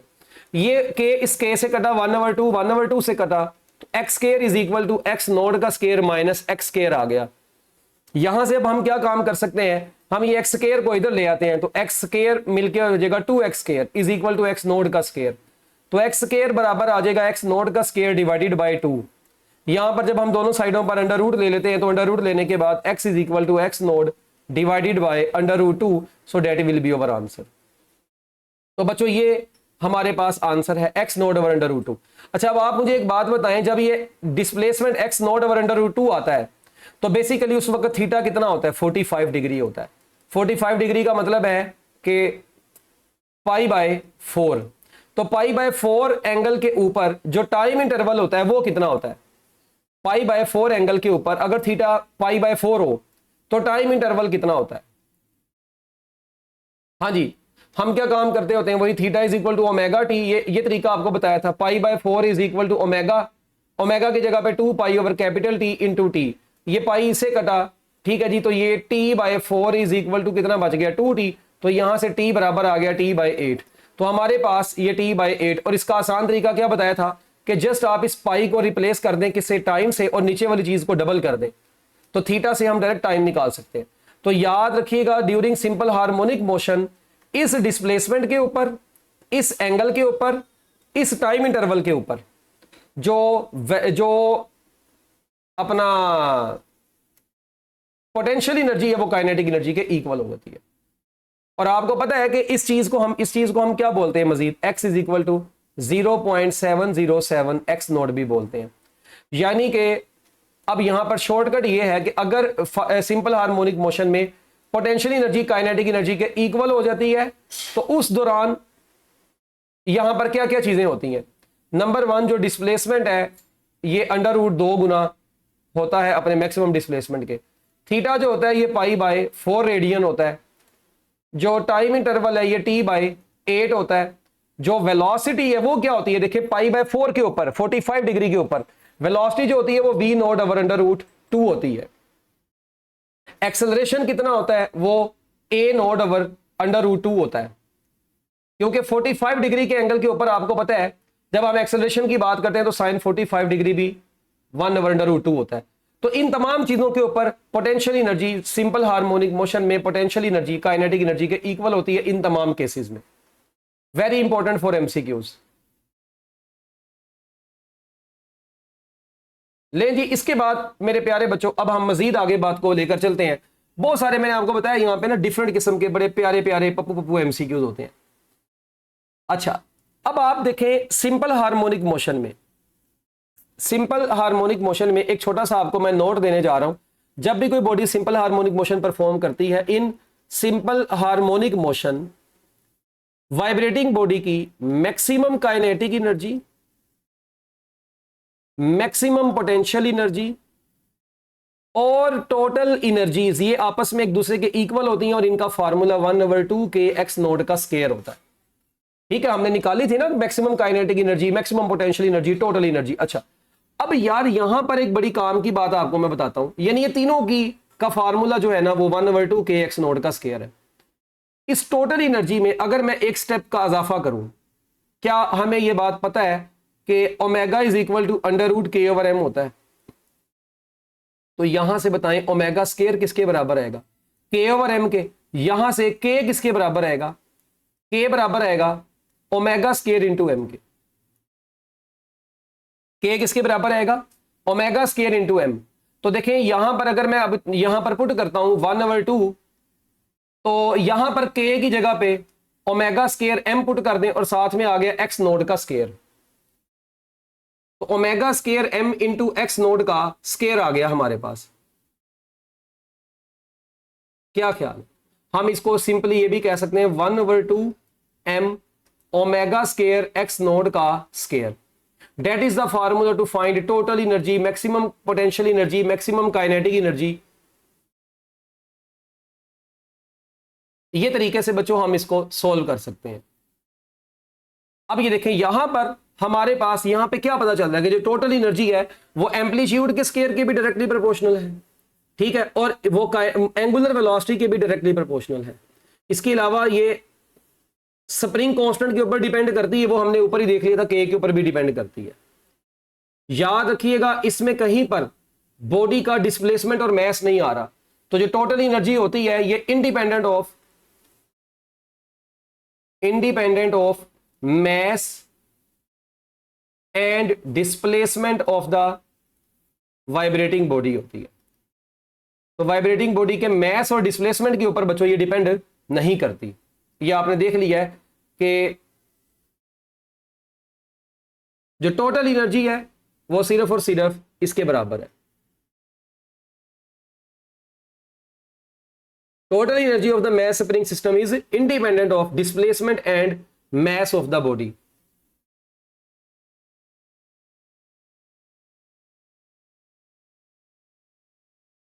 सॉरी, यहां पर इंडिपेंडेंट ऑफ डिस्प्लेसमेंट आएगा, क्योंकि मैस तो देखे ना इसमें आ गया हुआ, मैस भी आ गया, एंगुलर वेलोसिटी भी आ गई, एम्पलीट्यूड भी आ गया, स्प्रिंग कांस्टेंट भी आ गया है, तो डिस्प्लेसमेंट नहीं है, वो एम्पलीट्यूड है।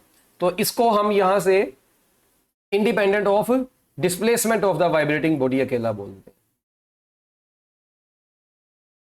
Displacement of the vibrating body.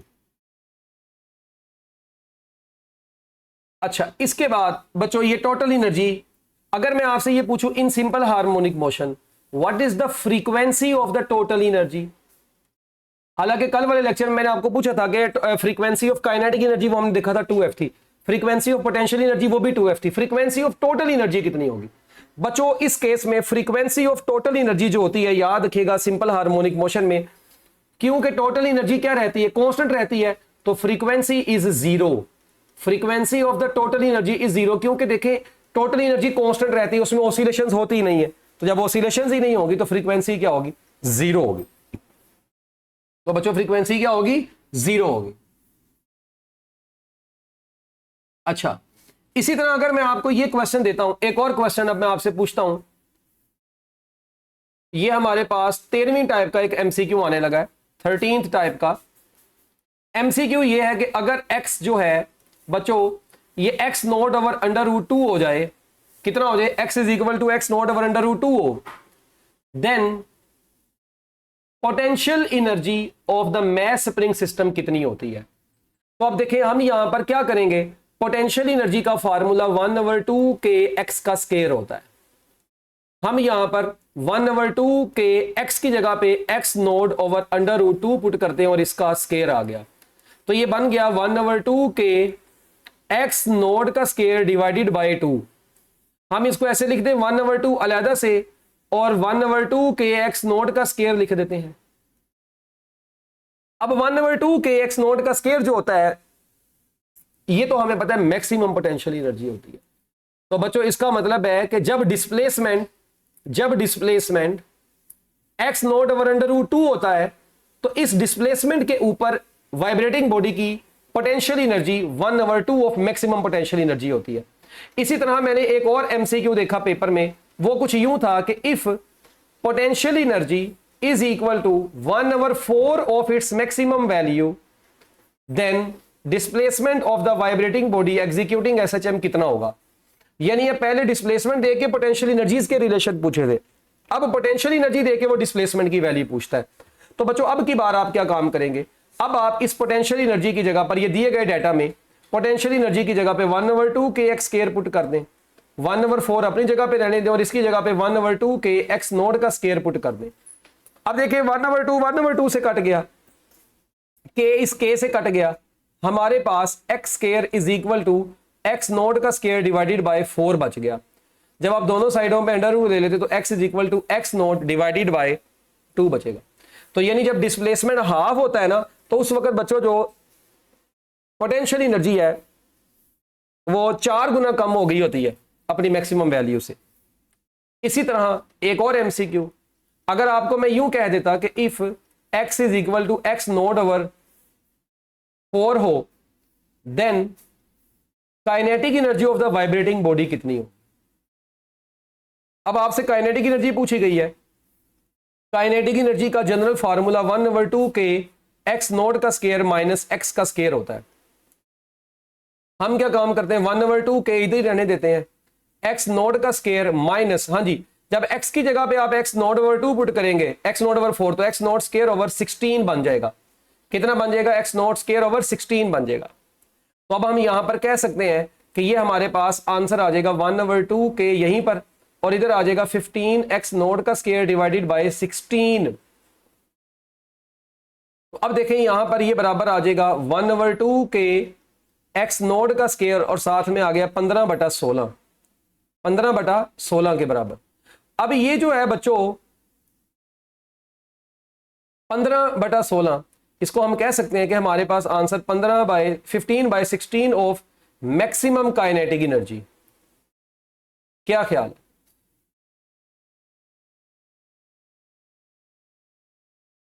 अच्छा, अब देखें इसको हम यूं भी लिख सकते हैं, हम ये भी कह सकते हैं kinetic energy is 15/16 of total energy, क्योंकि टोटल एनर्जी भी 1/15/16 होती है। तो अब देखें यहां से एक बड़ी इंपॉर्टेंट बात बताता हूं कि टोटल एनर्जी का ये जो फ्रैक्शन आपके सामने है, टोटल एनर्जी का इतना fraction, what fraction of the total energy is kinetic. तो टोटल एनर्जी की इतनी फ्रैक्शन जो है वो काइनेटिक एनर्जी के बराबर है। कब? जब डिस्प्लेसमेंट जो है वो x नोट ओवर 4 है। अच्छा, ये फ्रैक्शन वाले जो सवाल आते हैं ये बच्चों को बहुत तंग करते हैं। शायद कुछ बच्चे तो सिर्फ फ्रैक्शन वाले क्वेश्चंस को बेचारे तंग आए हुए उनसे यहां पर पहुंचे हो कि चलो हम वीडियो देखें, क्या पता हमें आ जाए। तो भाई मैंने तो आपको बता दी, मैं तो आपको हर टाइप का यहाँ पे एमसीक्यू करवा रहा हूं, ताकि हमारे इस चैप्टर के अंदर से कोई भी एमसीक्यू ऐसा आ जाए तो ऐसा ना हो कि आपको वो एमसीक्यू ना आता हो। ठीक है, अब फ्रैक्शन वाले एमसीक्यूज की तरफ चलते हैं। एमसीक्यूज पर जाने से पहले आपको मैं एक शॉर्टकट्स बताता हूं, बड़े ही काम की ये शॉर्टकट है। इन शॉर्टकट को अगर तो आप याद रख लें तो बहुत अच्छी बात है। इन शॉर्टकट्स के बाद आप एमसीक्यूज को करने के काबिल हो जाते हैं। शॉर्टकट क्या है? ये शॉर्टकट्स लिखें, ये आपको पूरी यूट्यूब पे शायद कहीं से ना मिले ये शॉर्टकट्स। ठीक है, तो शॉर्टकट्स बाय EMUM, बड़े ही इंपॉर्टेंट शॉर्टकट्स हैं बच्चों, मैं आपको जो बताने लगा हूं। देखें, अगर ऐसा हो कि if kinetic energy is equal to n times potential energy,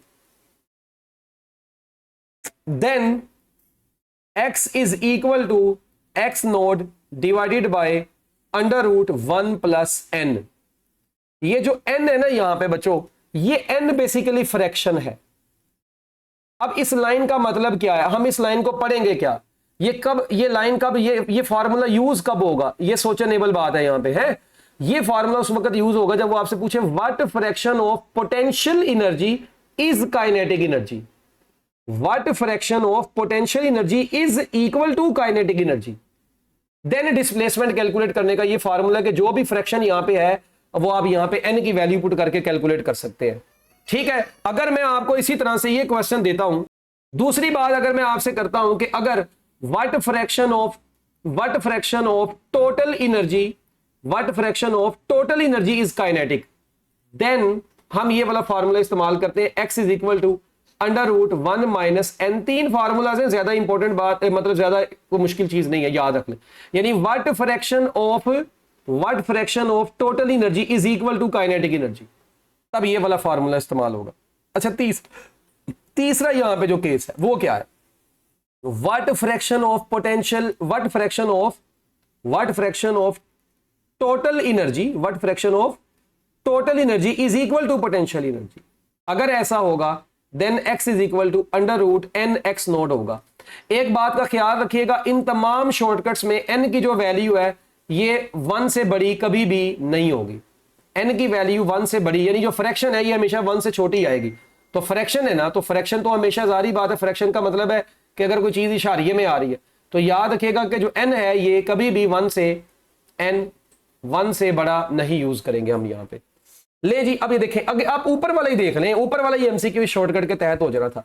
अगर मैं आपसे कहता हूं कि भाई what fraction of total energy is kinetic, ये देखें यही क्वेश्चन है, what fraction of total energy is kinetic if x is equal to, कितना मैंने आपको बोला, x is equal to x naught over 4 बोला।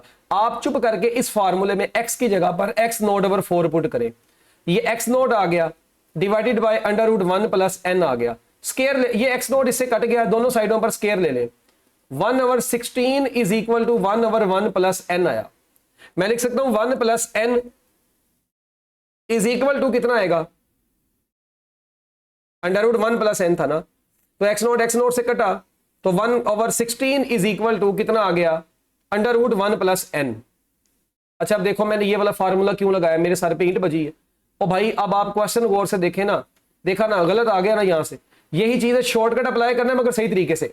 देखें what fraction of total energy is kinetic, तो पहले हम टोटल एनर्जी और काइनेटिक एनर्जी वाला रिलेशन देखते हैं ना, हमने पहले वाले में थोड़ी पुट कर देनी है। तो ये देखें ये वाला relation, what fraction of total energy is kinetic, तो वो ये वाला रिलेशन बनता है ये।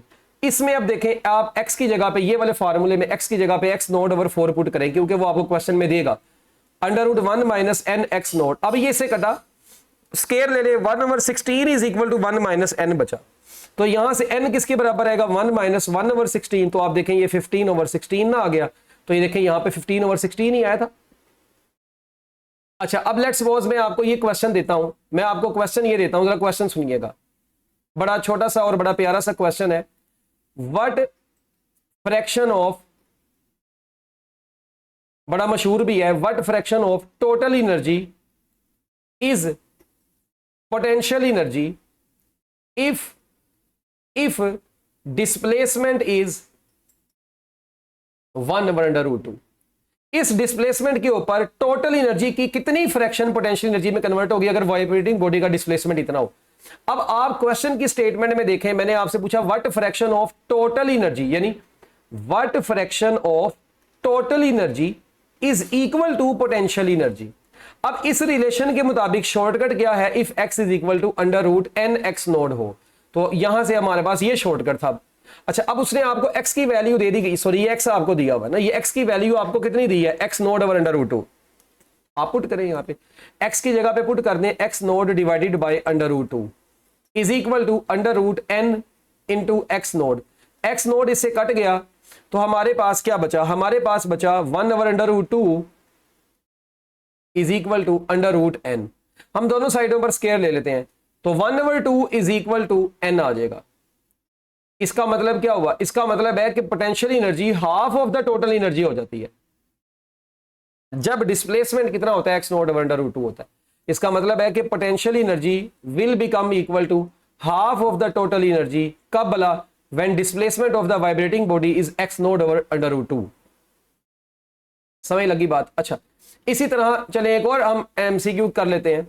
अगर मैं आपसे पूछता हूं जी what fraction of potential energy, what fraction of potential energy is kinetic energy when x is equal to x naught over 2, ये नहीं। अब what fraction of potential energy is kinetic energy, तो अब देखें what fraction of potential energy is kinetic energy, तो कौन सा shortcut लगेगा, पहले नंबर वाला शॉर्टकट लगेगा। हम पहले नंबर वाला शॉर्टकट लगाते हैं, वो शॉर्टकट ये था कि what fraction of potential energy is equal to kinetic energy. अगर तो ऐसा है तो x is equal to x naught divided by under root 1 plus n था। देखें आप जरा शॉर्टकट जाके देखें, यही था। अच्छा अब यहां पर अब हम वैल्यू पुट कर देते हैं। x आपको कितना दिया है, x naught over 2 is equal to x naught 1 plus n। ये x नोट इससे कट गया, हमारे पास 1 over 2 is equal to 1 over under root 1 plus n बचा। हम ये भी कह सकते हैं 1 over 4 is equal to 1 over 1 plus n। 1 plus n किसके बराबर आ जाएगा? 4 के बराबर आ जाएगा। तो n is equal to 4 minus 1, तो हम कहेंगे n इज इक्वल टू 3। क्या ख्याल है? तो n इज इक्वल टू बच्चों हमारे पास कितना आ गया? वो तो 3 आ गया। इसका मतलब है कि कितनी फ्रैक्शन, अगर x is equal to x naught over 2 हो जाएगा तो हमारे पास काइनेटिक एनर्जी जो है वो 3 टाइम्स पोटेंशियल एनर्जी आ रही है। ओके होगा जी। तो यहां से हमें पता चल गया कि अगर, इसका मतलब है कि काइनेटिक एनर्जी अगर 3 गुना हो जाए पोटेंशियल एनर्जी के, तो उस वक्त जो डिस्प्लेसमेंट होता है बच्चों वो x naught over under root 2 के बराबर हो जाता होता है। तो ये जो ऊपर हमने शॉर्टकट देखे थे ना, इनमें ये जो n ग्रेटर देन 1 था ना, कि n 1 से बड़ा नहीं हो सकता, इसमें सॉरी ये जरा इसमें थोड़ा सा मसला बन गया था। ये बड़ा हो सकता है बच्चों, मगर एक कंडीशन में मतलब इनमें तो हो सकता है, क्योंकि देखिए अगर n 1 से बड़ा भी होगा तो हमारे पास ये सोल्व होके x की कोई ना कोई तो वैल्यू आएगी। जरा टेक्निकली भी सोच लें, इधर भी अगर x 1 से बड़ा होगा तो चलेगा। इस कंडीशन में x जो n है ना, ये 1 से बड़ा नहीं होगा। अगर वो बड़ा होगा 1 से बड़ा, तो जारी बात है वो x जो है वो माइनस में चला जाएगा और वो पॉसिबल नहीं होगा। ठीक है, अच्छा ले बच्चों, इस फ्रैक्शन वाले क्वेश्चंस के बाद अब हमारे पास एक और टाइप का एमसीक्यू आता है, बहुत ही जबरदस्त किस्म का एमसीक्यू। अच्छा, हम ऊपर कर कितने रहे थे? ये 14 हो गए थे, ये 15वां था। ठीक है, इस टाइप का, ये 16वां टाइप का हो गया। अच्छा, अब आ गया 17वां एमसीक्यू। ये है कि एक ना मैस, जरा गौर से सुनना, क्वेश्चन बड़ा इंटरेस्टिंग है। कहता है जी, a mass attach to a spring oscillates with the frequency f. यानी हमारे पास ये एक मैस स्प्रिंग सिस्टम है। अच्छा, ये स्प्रिंग है, इसका स्प्रिंग कांस्टेंट के है, ये मैस m है, और इस वक्त जब ये वाइब्रेट कर रहा है और इसकी वाइब्रेशन की जो फ्रीक्वेंसी है डेट इज f। अच्छा, आगे क्या कहता है? कहता है if the spring is cut into 2 parts. ठीक है जी, अगर स्प्रिंग को अब हम कट कर दें 2 पार्ट्स में, और अगर हम स्प्रिंग को कट कर देते हैं 2 पार्ट्स में, तो बताएं अब की बार जब हम इनको वाइब्रेशन पे सेट करते हैं, यानी एक पार्ट लगा के, तो अब की बार फ्रीक्वेंसी कितनी होगी? तो देखें, जब आप स्प्रिंग को, if spring is cut into 2 equal parts, ये 2 पार्ट्स में बस जब आपने इसको कट किया, तो जारी बात है जो स्प्रिंग कांस्टेंट होगा, जो न्यू स्प्रिंग कांस्टेंट होगा, वो कितना हो जाएगा? 2k हो जाएगा। तो देखिए फ्रीक्वेंसी का फार्मूला क्या होता है? जब हम फ्रीक्वेंसी को कैलकुलेट करेंगे तो फ्रीक्वेंसी का फार्मूला किसके बराबर होता है? वो बराबर होता है 1/2 पाई, फ्रीक्वेंसी का formula 1/2 pi under root k over m होता है। 1/2 pi under root k over m, ऐसा ही है। तो अब आप देखें, जब आपने स्प्रिंग को कट किया 2 पार्ट्स में, तो न्यू स्प्रिंग कांस्टेंट तो 2k आता है। तो देखिए अगर स्प्रिंग कांस्टेंट डबल हो जाएगा तो जो न्यू फ्रीक्वेंसी होगी वो 1/2 पाई अंडर रूट कितना आएगा? 2k over m। तो अगर ये हम इसको सिंपली अंडर रूट 2 को एक साइड पे कर देते हैं, तो यहां पे 1/2 pi under root k over m बचा, और 1/2 pi under root k over m को हम क्या लिख देते हैं? दोबारा से f लिख देते हैं। तो जो न्यू फ्रीक्वेंसी आई वो पहले से बच्चों अंडर रूट 2 गुना ज्यादा आएगी।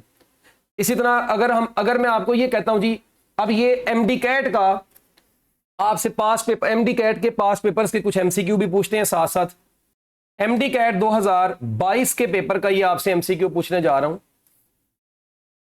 एमडी कैट 2022 में ये एमसीक्यू आया है।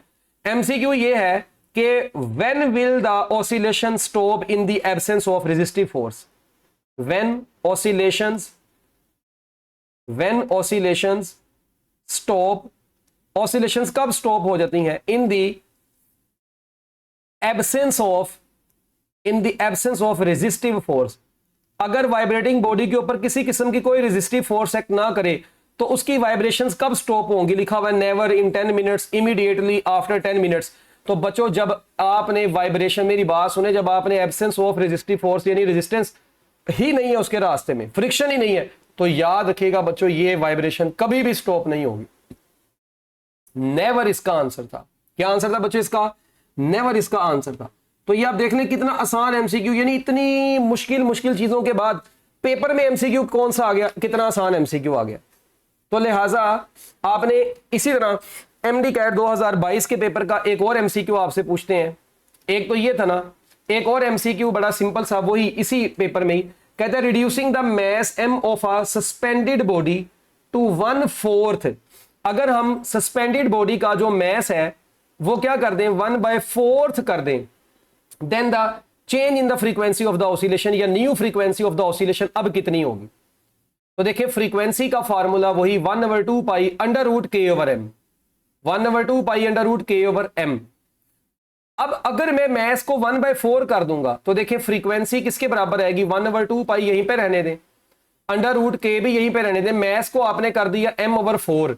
तो जब आप मैस को m/4 करेंगे ये 4 ऊपर जाएगा, अंडर रूट में ही 4, तो under root 4 1/2 pi under root k over m अपनी जगह पे रहा। अब अंडर रूट 4 कितना होता है 2 होता है, तो जो न्यू फ्रीक्वेंसी आई बच्चों वो 2 गुना आ गई और ये 1/2 pi under root k over M यहीं पे रहा। तो न्यू फ्रीक्वेंसी 2f के बराबर आ गई बच्चों, किसके बराबर आ गई 2f के बराबर। तो फ्रीक्वेंसी डबल हो जाएगी अगर मैस को आप 4 गुना कम कर देते हैं। तो अब आप देखें ये एमडी कैट के पेपर में से ही एमसीक्यू लिए गए, ये एमडी कैट 2022 के अंदर ये 2 एमसीक्यूज ऑसिलेशंस में से लिए गए थे। अच्छा, इसी तरह अब हमारे पास एक एमडी कैट 2017 का भी पेपर मेरे सामने पड़ा हुआ है, उस पेपर में भी हम देख लेते हैं कि एमडी कैट का लेवल क्या है एमसीक्यूज का, हमें यहीं से आइडिया हो जाएगा। एमडी कैट 2017, एमडी कैट 2017 में एमसीक्यू जो आया उसमें सबसे पहला एमसीक्यू ये मैस स्प्रिंग सिस्टम में से ही है। कहता है कि if in mass spring system mass m is attached with the spring of spring constant k with time period t1। अच्छा, the mass is replaced by 2m, यानी कि अगर आप क्या काम करें मैस को डबल कर दें तो बताएं जो न्यू टाइम पीरियड है वो कितना होगा। अब मुझे बताओ टाइम पीरियड का फार्मूला क्या होगा 2 पाई अंडर रूट m/k। तो यहां से हमें क्लियरली नजर आ रहा है कि स्प्रिंग कांस्टेंट को उसने कांस्टेंट रखा है, टाइम पीरियड का अंडर रूट मैस के साथ डायरेक्ट रिलेशन है। तो बताएं जो न्यू टाइम पीरियड आएगा वो किसके बराबर आएगा, अगर मैस को डबल कर देंगे तो न्यू टाइम पीरियड कितना आ जाएगा, वो अंडर रूट, क्योंकि मैस के ऊपर अंडर रूट है तो हमारे पास टाइम पीरियड जो न्यू आएगा वो अंडर रूट 2t आएगा। तो टाइम पीरियड जो है वो पहले से अंडर रूट 2 गुना बढ़ जाएगा।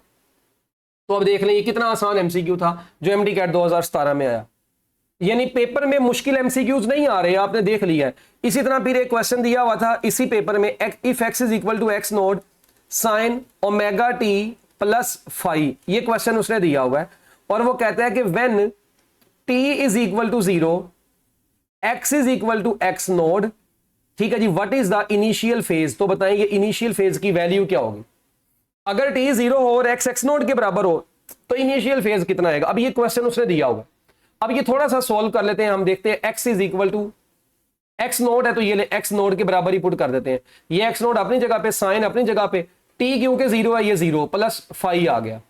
तो अब देखें ये x नोड इससे कट गया, 1 इज इक्वल टू साइन और साथ में बच गया फाई।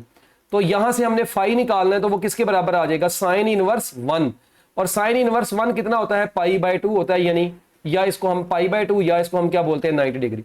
तो 90 डिग्री ये π/2 के ऊपर जो इनिशियल फेज है बच्चों वो कितना आ गया, वो हमारे पास 90 डिग्री आ गया, कितना आ गया 90 डिग्री। तो ये अब एमडी कैट 2017 का एमसीक्यू था, 3 एमसीक्यू आए थे, एक और एमसीक्यू इसी टॉपिक में से अब आया, यानी कि एमडी कैट 2017 में ऑसिलेशंस वाले टॉपिक में से कितने एमसीक्यू आए, 3 एमसीक्यू आए। अच्छा, अब एमसीक्यू देखें, angular displacement of a point moving in a circle, circle का रेडियस दे दिया गया 10 सेंटीमीटर का सर्कल है, ठीक है जी, और उसका एंगुलर डिस्प्लेसमेंट, अच्छा angular displacement of a point moving in a circle 10 centimetre when the displacement of, अच्छा एंगुलर डिस्प्लेसमेंट आपने बताना है यानी थीटा आपने बताना है, when the displacement of projection, when the displacement of projection along the vertical diameter, vertical diameter में projection का जो डिस्प्लेसमेंट है वो 8.66 सेंटीमीटर आपको दे दिया गया। अब थीटा की वैल्यू, यानी कि क्वेश्चन ये था, ये देखें अगर आपको थोड़ा सा याद हो तो आप लोग जब ये रिलेशन इसका डिराइव करते थे तो यहां पर ये हमारे पास बच्चों क्या था,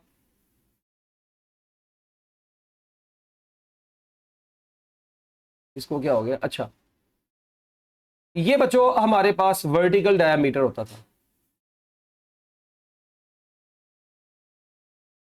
एक मिनट, ये देखें यहां पर अगर मैं बात करूं ये वर्टिकल डायमीटर था, ये हॉरिजॉन्टल डायमीटर था। अच्छा, और ये डायग्राम में अगर आपको याद हो इस पॉइंट पर यहां पे पॉइंट P था, ये x था, जबकि ये चीज रेडियस थी और रेडियस x नोड के बराबर था, अगर आपको याद हो तो ये रेडियस बेसिकली x नोड के बराबर है, ये बड़ी इंपॉर्टेंट चीज थी।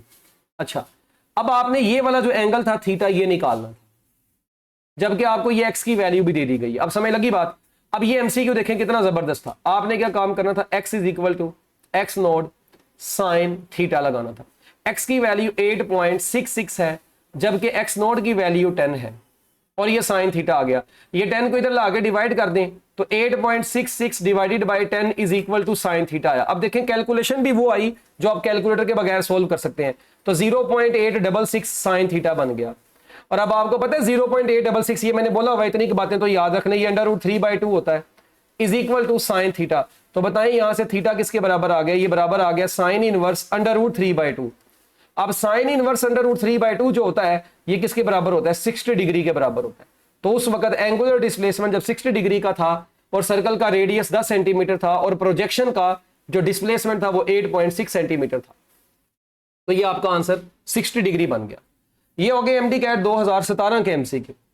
अच्छा, एक हमारे पास एमडी कैट 2018 का भी पेपर मेरे सामने पड़ा हुआ है। इसमें से एक एमसीक्यू बस एक ही मुझे अभी तक नजर आया है, ठीक है। एमसीक्यू ये था एमडी कैट 2018 में, एमडी कैट 2018 का एमसीक्यू देखिएगा बच्चों क्या था। कहता है कि if the time period of the oscillation is 20 microsecond, अगर टाइम पीरियड 20 माइक्रोसेकंड हो, what will be the frequency of the oscillating body.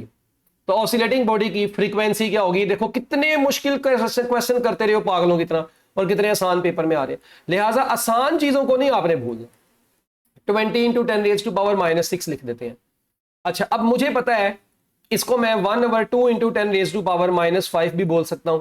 1/2, अच्छा 1/2 होता है 0.5, जरब 10 की पावर -5 है, ऊपर आगे कितनी हो जाएगी +5। तो हमारे पास आंसर आ जाएगा 5 और आगे बच्चों 4 0 आ जाएंगे। तो हमारे पास ये फ्रीक्वेंसी आ गई 50,000 हर्ट्ज। कितनी आ गई 50,000 हर्ट्ज। तो हमारे इस एमसीक्यू का आंसर 50,000 हर्ट्ज था। अब देखें मुझे बताएं क्या आपको किसी भी एमडी कैट के पास पेपर में कैलकुलेटर इस्तेमाल होता हुआ नजर आया। विदाउट कैलकुलेटर आपने कितनी आसान कैलकुलेशंस की।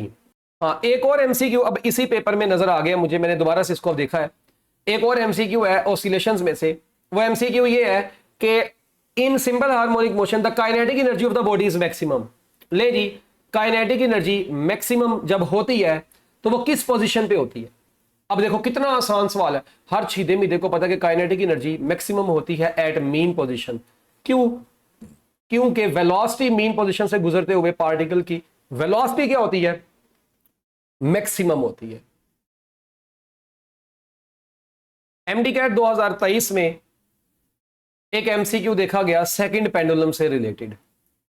एमडी कैट 2023 क्वेश्चन ये था कि if length of the second pendulum becomes 4 times. ले जी, if length of second pendulum, if length of second pendulum becomes 4 times, अगर सेकंड पेंडुलम की लेंथ को 4 गुना बढ़ा दिया जाए, then its time period will become, अब की बार now then its time period कितना रहेगा। देखिए अब आप उसको खुद चेंज कर रहे हैं, तो जब आप उसको टाइम, उसकी लेंथ को 4 गुना, देखिए टाइम पीरियड का फार्मूला हमें पता है कि टाइम पीरियड जो होता है बच्चों वो किसके ऊपर डिपेंड करता है, सिंपल पेंडुलम का, वो होता है t = 2π√L/g। ये बात हमें क्लियर पता है कि टाइम पीरियड का अंडर लेंथ के साथ क्या रिलेशन है, डायरेक्ट रिलेशन है। तो देखें अगर आप लेंथ को 4 गुना कर देंगे, लेंथ को कितने गुना कर देंगे, 4 गुना कर देंगे, तो टाइम पीरियड कितना हो जाएगा, डबल हो जाएगा। तो टाइम पीरियड कितना हो जाएगा बच्चों, डबल हो जाएगा। इसका मतलब लेंथ को 4 गुना बढ़ाएंगे तो टाइम पीरियड ने डबल हो जाना है। तो इसका मतलब सेकंड पेंडुलम का टाइम पीरियड अब क्या हो जाएगा, डबल हो जाएगा। तो आपके इस एमसीक्यू का आंसर था डबल। अच्छा बच्चे अब यहां पे कंफ्यूज होते हैं, सर सेकंड पेंडुलम, तो भाई वो सेकंड पेंडुलम नहीं रहा, उसका टाइम पीरियड चेंज हो गया, यानी टाइम पीरियड 2 सेकंड नहीं रहा उसका, अब वो पहले से चेंज हो जाएगा। तो इसमें कौन सी परेशानी वाली बात है। मून वाली बात को कंफ्यूज नहीं करना। मून वाला क्वेश्चन था कि इफ लेंथ, अगर हम किसी सिंपल, अगर सेकंड पेंडुलम का टाइम पीरियड जमीन के ऊपर 2 सेकंड है तो मून के ऊपर भी 2 सेकंड होगा। हाँ, मगर जब आप शिफ्ट कर रहे थे, मैंने कल के लेक्चर में आपको बताया था, तो वो चेंज होगा, जाहिर बात है, फिर तो उसने चेंज होना ही होना है। अच्छा अब ना सिंपल पेंडुलम से ही रिलेटेड कुछ क्वेश्चंस और हैं, थोड़े से इनको जरा गौर से देखिएगा बच्चों। क्वेश्चन बड़ा सिंपल सा है। क्वेश्चन ये है कि हमारे पास सिंपल पेंडुलम में हम क्या काम करते हैं, ये हमारे पास लेट्स सपोज एक बॉल है, ठीक है जी, ये हमने इसको एक रस्सी की मदद से ऐसे लटकाया हुआ है और अब हम इस बॉल को फिल कर देते हैं किसी भी लिक्विड के साथ। आमतौर पे वो मरकरी वाला क्वेश्चन होता है। अच्छा, अभी ये बिल्कुल मतलब ये सिंपल पेंडुलम की बॉल है, ठीक है। अच्छा, अब ये मरकरी से फिल्ड है या किसी भी लिक्विड से इसको मुकम्मल तौर पे फिलअप किया हुआ है, ठीक है। ये फिल्ड है किसी भी लिक्विड से, हमने इसको क्या कर दिया बच्चों, फिलअप कर दिया। अच्छा, जब हमने इसको किसी लिक्विड से फिलअप कर दिया है और अब हम इसके अंदर एक सुराख कर देते हैं और उस सुराख से बच्चों ये मरकरी यहां से ड्रेन आउट होती जाती है। ये मरकरी यहां से ड्रेन आउट होती जा रही है जब ये सुराख हमने कर दिया इस बॉल में। ओ भाई ये अच्छा, तो अब इस बॉल के अंदर जो होल किया उससे मरकरी ऐसे नीचे को गिरना शुरू होती।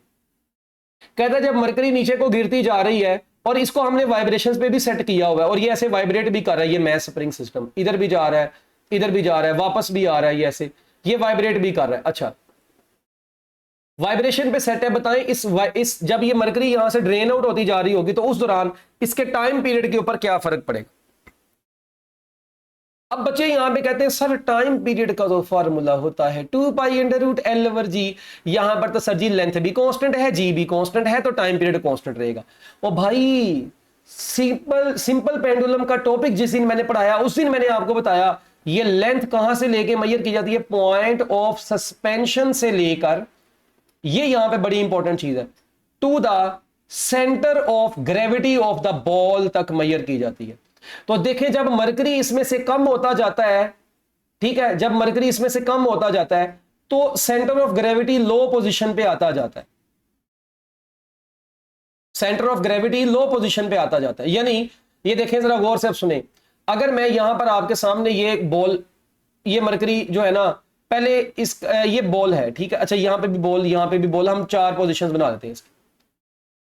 अच्छा, जब मरकरी यहां तक है इस वक्त, इसमें मरकरी अब आहिस्ता आहिस्ता क्या होता जा रहा है, कम होता जा रहा है, ये कम होता जा रहा है, यहां पे और कम हो गया, यहां पे और कम हो गया।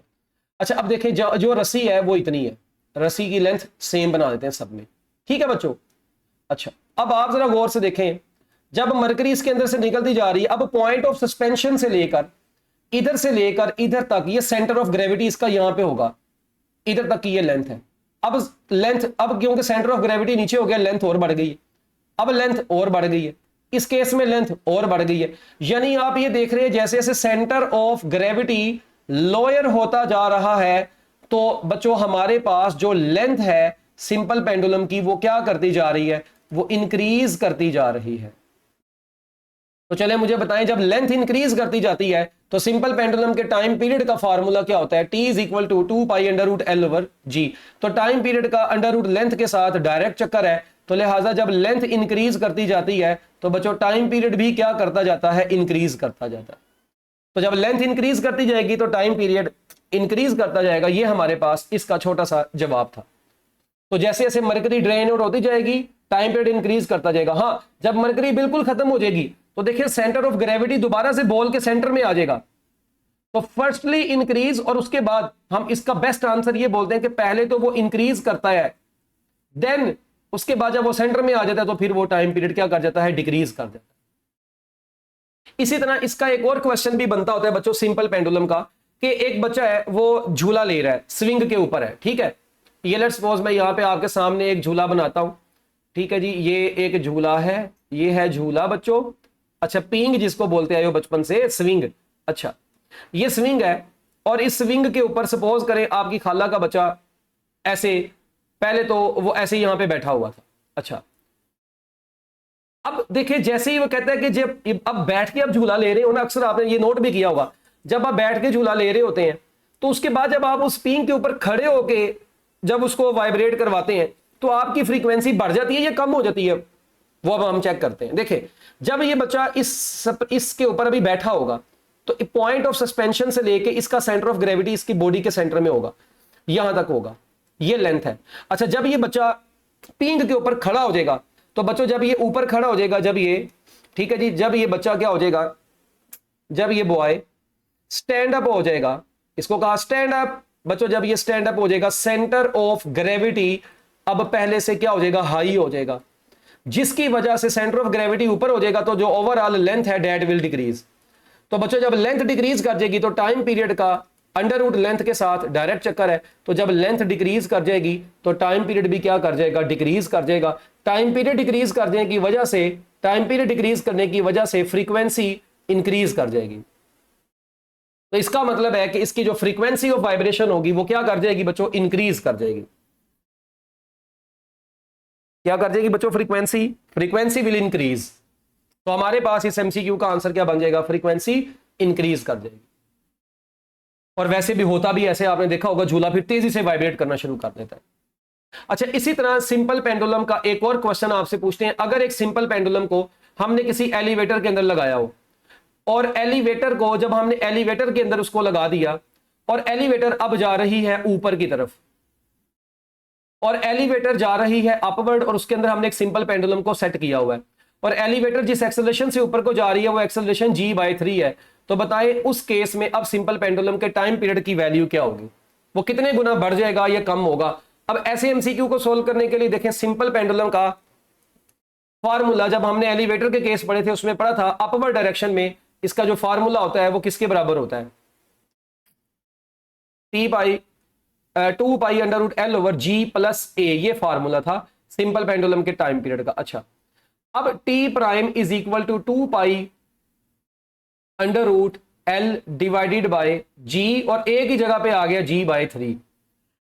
तो देखें ये 2 पाई यहीं पे रहा, अंडर रूट लेंथ यहीं पे रहा, तो ये 3g plus ji divided by 3 बन गया। तो हमारे पास ये बना 2 pi divide under root l divided by 4g/3। 4g/3 से मुराद है 3 बाय अंडर रूट 3/4, 2 पाई अपनी जगह पे, अंडर रूट एल ओवर जी अपनी जगह पे। इस चीज की जगह पे मैं टाइम पीरियड पुराना वाला लिख दूंगा, तो under root 3/2 of the original time period हो जाएगा। तो टाइम पीरियड पहले से अंडर रूट 3/2 हो गया। इसी तरह अगर मैं कहता वो डाउनवर्ड आ रही है, तो हम ए जी माइनस ए करना था, यहां पे माइनस होना था, तो वो 2g/3, तो 3/√2, फिर हमारे पास अंडर रूट 3/2 आ जाना था आंसर। तो ये डिपेंड करता है हमें क्वेश्चन किस टाइप का दिया गया। अच्छा, सिंपल पेंडुलम में बच्चों एक आखिरी नोट आपको बताता जाऊं, छोटा सा एक पॉइंट है, नोट है कि अगर सिंपल पेंडुलम किसी ट्रेन में लगा हो, और सिंपल पेंडुलम को लगा दिया गया बच्चों किस में, एक ट्रेन में, और वो ट्रेन एक्सेलरेट कर रही है विद पर्टिकुलर एक्सेलरेशन a, तो अब उस ट्रेन में सिंपल पेंडुलम के टाइम पीरियड का फार्मूला क्या होता है, तो t is equal to 2 pi under root l over. अब उसके एक्सेलरेशन बेसिकली बच्चों 2 होंगे। कौन कौन सा एक्सेलरेशन होगा अगर आपको पता हो, एक तो ग्रेविटेशनल, क्योंकि देखिए जब सिंपल पेंडुलम वाइब्रेट कर रहा है और आपने उसको ट्रेन में लगाया और वो ट्रेन आगे को जा रही है, एक्सेलरेट कर रही है, क्या ख्याल है। तो जब आप देखें, अब आप देखें कि ये ग्रेविटेशनल एक्सेलरेशन इधर को है और उसका एक्सेलरेशन लीनियर एक्सेलरेशन आगे को है, तो जो नेट एक्सेलरेशन होगा वो किसके बराबर होगा, वो a square plus g square के बराबर नहीं होगा।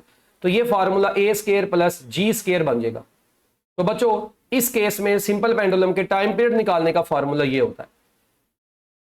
तो ये जस्ट एक एमसीक्यू के तौर पे बात है, ये इंजीनियरिंग के किसी पेपर में एमसीक्यू देखा गया है, एमडी कैट में इतना मुश्किल एमसीक्यू नहीं देखा गया, तो लिहाजा बस इसको अगर करना होगा तो कर लीजिएगा कि चलो इन्फॉर्मेशन के तौर पे बंदे को पता होता है। फिर भी ठीक हो गया जी। ले जी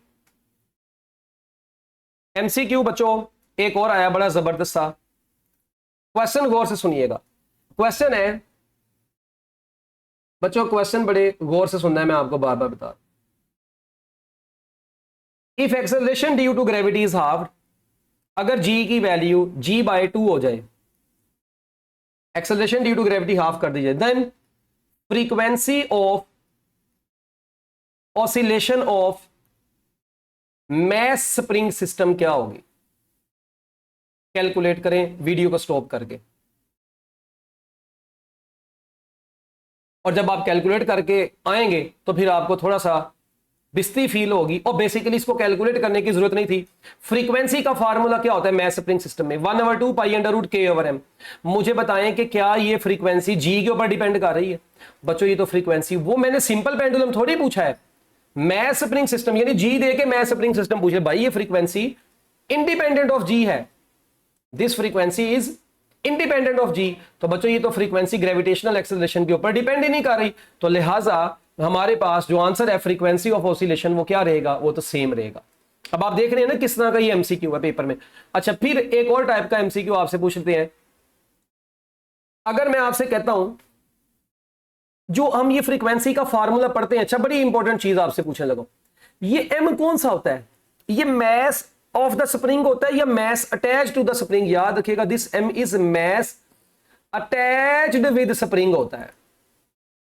ये क्या होता है, mass attached with the spring, this is not mass of the spring. अक्सर बच्चे यहां पे गड़बड़ कर जाते हैं, ये स्प्रिंग का मैस नहीं होता, ये mass attached with the spring होता है। तो ये आप लोगों ने इसमें बात नहीं भूलनी। अगर मैं आपको कहूं जी एक बॉडी वाइब्रेट कर रही है और हम क्या काम करते हैं, जिस स्प्रिंग के साथ वाइब्रेट कर रही है स्प्रिंग का मैस डबल कर दें, तो भाई स्प्रिंग कांस्टेंट पे डिपेंड करती है, मैस के ऊपर ये डिपेंड नहीं करती, तो फ्रीक्वेंसी सेम रहेगी। ये टाइप का भी एमसीक्यू आपसे इसमें पूछा जा सकता है। फिर आपको पता है वेव फॉर्म ऑफ एसएचएम, हमेशा पढ़ते आ रहे हैं, wave form of simple harmonic motion is कौन सी वेव बताएं जी, साइन वेव। तो wave form of simple harmonic motion is a sine wave. ये इस टाइप का एमसीक्यू बन गया। अच्छा एक और एमसीक्यू आपसे फिर पूछ लेते हैं। देखिए अगर मैं आपको कहता हूं यार मेरे पास ना ये डायग्राम है, यहां पे हमारे पास एक छत के साथ हमने एक स्प्रिंग को लटकाया और उस स्प्रिंग के साथ हमने दो स्प्रिंग और पैरेलल में ऐसे हैंग कर दिए, और यहां पर हमने इसको वाइब्रेशन पर सेट कर दिया एक मैस एम को अटैच करके इसके साथ।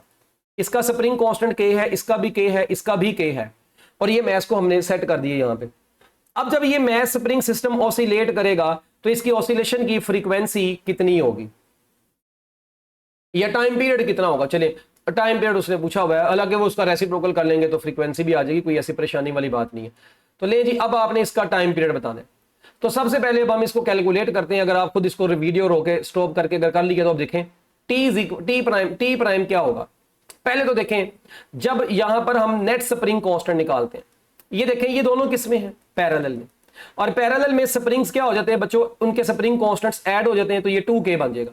यानी यही डायग्राम रिड्यूस होकर कुछ यूं रह जाएगी, ऊपर वाला स्प्रिंग उसका स्प्रिंग कांस्टेंट के, नीचे वालों को भी जब आपने ऐड किया तो वो आ गया 2k।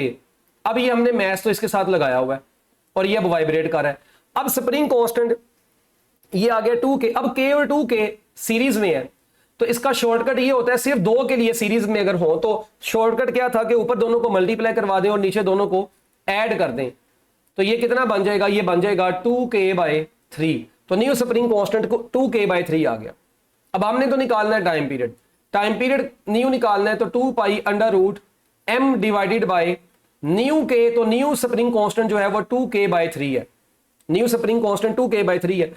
तो ये k m और k इधर रहने दें, ये 2/3 जो है अंडर रूट में बन जाएगा 3/2, ये अंडर रूट में है ना क्योंकि 2/3, तो ऊपर जाएगा तो 3/2 उसको हम बाहर निकाल लेते हैं, बाकी 2π√m डिवाइडेड बाय k रहा अपनी ही जगह पर।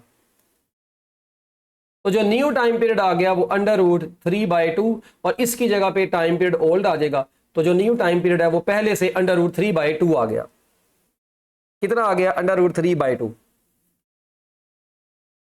तो ये हमारे पास बच्चों इस एमसीक्यू का भी आंसर बन गया। नेक्स्ट एमसीक्यू बच्चों क्या है, कहते हैं कि a particle executing SHM, a particle is executing SHM has an acceleration of, उसका एक्सेलरेशन उसने आपको दे दिया है 64 सेंटीमीटर पर स्क्वायर सेकेंड। ठीक है जी, when it's displacement is 4 centimetre, कहता है बताएं अगर मैस स्प्रिंग सिस्टम का डिस्प्लेसमेंट 4 सेंटीमीटर हो तो बताएं उसका टाइम पीरियड कितना हो जाएगा। अब आपको सिंपल हार्मोनिक मोशन में एक्सेलरेशन और डिस्प्लेसमेंट देकर टाइम पीरियड पूछ लिया गया है। अब बच्चे यहां पे परेशान होते हैं, मेरी बात सुने, सबसे पहले तो मुझे बताएं एक्सेलरेशन का फार्मूला क्या था जो आप बचपन से पढ़ते आ रहे हैं। एक्सेलरेशन का फार्मूला x0 ω² था, यही फार्मूला था। अच्छा अब आप एक काम करें, ओमेगा मैस स्प्रिंग सिस्टम में ओमेगा किसके बराबर था, अगर आपको याद हो ओमेगा किसके बराबर होता था, 2πf के बराबर होता था। अच्छा 2πf, इसका आ गया होल स्क्वायर। तो हमारे पास एक्सेलरेशन आ गया बच्चों कितना। अच्छा अगर ये मैक्सिमम एक्सेलरेशन है ना, मगर हम मैक्सिमम की बात नहीं अभी कर रहे ना, यहां पे सॉरी एक्स नोट नहीं, एक मिनट, एक्सेलरेशन का सिंपल फार्मूला था ओमेगा स्क्वायर एक्स।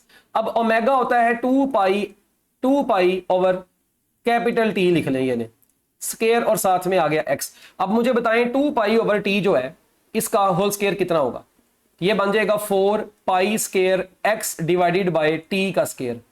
यहां से अगर हम बच्चों टी स्क्वायर को कैलकुलेट करें तो टी स्क्वायर बराबर आएगा 4 पाई स्क्वायर एक्स ओवर ए। अच्छा अब यहां से t अगर कैलकुलेट करें तो t is equal to under root लेंगे दोनों साइडों पे। 4 का अंडर रूट कितना होता है 2 पाई स्क्वायर का पाई, और साथ में बच गया under root x divided by a। ये मैथ स्प्रिंग, ये किसी मैथ स्प्रिंग सिस्टम के टाइम पीरियड निकालने का फार्मूला। ये किसका फार्मूला है, मैथ स्प्रिंग सिस्टम में जब आपको ऑसिलेटिंग बॉडी का एक्सेलरेशन और डिस्प्लेसमेंट दिया हो। और सिंपल पेंडुलम में अगर आपको याद हो, देखिए सिंपल पेंडुलम में भी 2 pi under root l over g था, ए की जगह पे जी था, एक्स की जगह पे लेंथ थी, तो वो एक ही बात है। तो अब बस यहां पे वैल्यू पुट करनी है, अब तो कुछ रह ही नहीं गया। 2 पाई अंडर रूट, तो अब क्या फार्मूला होगा, t is equal to 2 pi under root, x की वैल्यू कितनी दी गई है आपको 4, ये एक्सेलरेशन दिया गया है 64। अब ये 4 को जब आप इससे काटेंगे तो क्या बचेगा, हमारे पास 16 बच जाएगा। अब 16 का जो अंडर रूट होता है आपको पता है ये 4 होता है, तो हमारे पास आंसर कितना आ गया π/2। तो जो टाइम पीरियड की वैल्यू है वो π/2 सेकंड होगी, यानी 3 बाय राउंड अबाउट करें तो 3/2 सेकंड, यानी कि 1.5 सेकंड। थोड़ी सी ज्यादा होगी, 1.5 से थोड़ी सी ज्यादा होगी। तो ये बच्चों हमारे पास इसका एक तरीका था इस एमसीक्यू को भी सॉल्व करने का। मैं उम्मीद करता हूं कि आपको ये सारे चैप्टर की बातें बच्चों समझ आ गई होंगी। Best of luck, Allah Hafiz.